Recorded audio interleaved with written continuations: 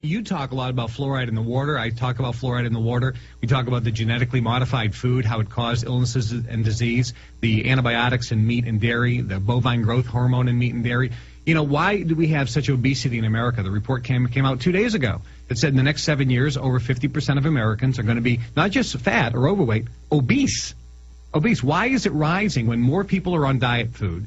More people are going to the gym ever before in America, but the obesity rate and the overweight rate keeps going up and up and up and up. Oh, listen, 50, 60 years ago, everybody working on our family farms, I've seen photos of them in old film footage. They were all super skinny, but they ate gigantic, huge piling meals. A lot of fat, a lot of beef, a lot of dairy, a lot of carbohydrates. Nobody was on diet food. There was no light beer. They were eating real beer. They weren't on aspartame and Splenda. These chemicals are being specific. And I've been in the meetings. You know, when I was involved in the marketing of some of the stuff behind the scenes and in developing some of the mind-controlled advertising, I was there. You know, how can we say something to make it legal in the words, but have the person's impression be what's not true? That's how the marketing was done. And so coming out and exposing this, that's why I'm public enemy number one to the government, especially the pharmaceutical industry. You know, when I went on Larry King, I was booked on Larry King right after I did the Today Show with Matt Lauer. I was on Matt Lauer Live. Right after I did the live show with Matt Lauer, I got a cancellation from Larry King. And Larry called me and said, I'm really sorry, and I have to tell you, I was ordered to take you off the air because CNN executives do not want you live because you won't do what we tell you to say. When I was on with Donnie Deutsch on CNBC, first thing he said, don't talk about the drug companies. I mean, so that's the problem. Well, that's like 40% of their advertising. Yeah, you can't go on there. And I've been offered deals. Just stop talking about fluoride, stop talking about the drug companies, and we'll give you a free pass. Well, I can't imagine the deals you were offered. Back when I was like on 10 radio stations in 98 and 99, I was approached by some of the biggest radio networks, and they said point blank, no more Federal Reserve, no more black helicopters, no more New World Order. You can be the next Rush Limbaugh. How does, $1 million the first year, 15 million the next sound? And I said, I can't stop talking about the truth. And now look at us all these years later. House Finance Service Committee approves bill to audit the Fed, rejecting Watt's fake alternative in the House, and votes to rein in foreign currency swaps. So the beginning of the end for these people is now here. The public now looks past Republicans and Democrats, the puppets. They're now seeing the power structure. And it just shows that not selling out has now paid off for the truth and freedom. We're not winning yet, but we're beginning to get there. And what's happening is you're seeing it as well. The bigger voice you have and the more that people begin to listen to you, that's when the attacks start coming. Oh, my gosh. I've got, no exaggeration, over 20 attacks the last 2 days. CBS News, Jerusalem Post, George Soros, Media Matters.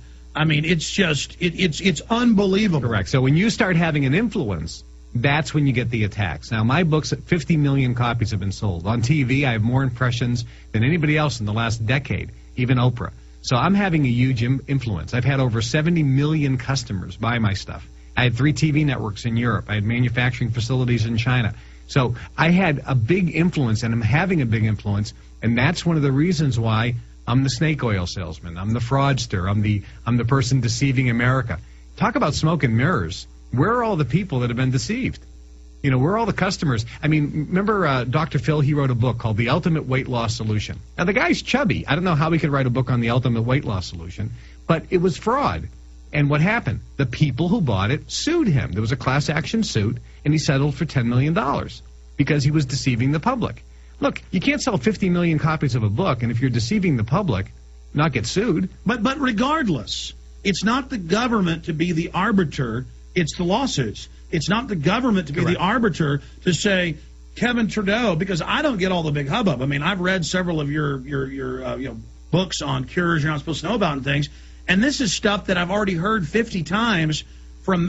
I'm not poo-pooing your book. It's stuff I've already heard from medical doctors. It's not new. It's like, oh, get vitamin D, get sunshine. Oh my God, this is so evil. There's nothing in there that they never attack the message. Because the message is in everybody else's book. Maybe I presented it in a better way. Yeah, you put it on well on TV, and And put it in a nice book. And people are reading it. That's the point. People are reading it. But what the one thing in my book that's different than the other ones, of why the attacks, is I expose big pharma. No, that's it. You give people solutions, but then you also expose the problem. That's correct. That's the difference. And that's the difference, because they told me if I take that out, there'll be no problem. Because they don't want alternative media to be activist, and instead of just getting in a fetal position to their attacks, you stand up and fight them. Correct. Now, they didn't attack me on the Debt Curers book and the free money, where I exposed the corruption with the banking industry, because that was already going on at the grassroots level anyway. So when I started exposing the specific corruption in the banking industry and how the consumers are getting ripped off, like, look at your credit card statement. You know, before we used to have usury interest in it. That's when they went crazy. Yeah, and I said, look at your credit card statement and look at you're paying 35% annual percentage rate. That's before the fees. If you add the fees in, some people are paying 400, 500% interest rates. That's when they went crazy again. Stay there. Let's explain, because that's when they really dropped the hammer, was when a couple years ago you came out against the banks right before the collapse. Kevin Trudeau's our guest. Stay with us.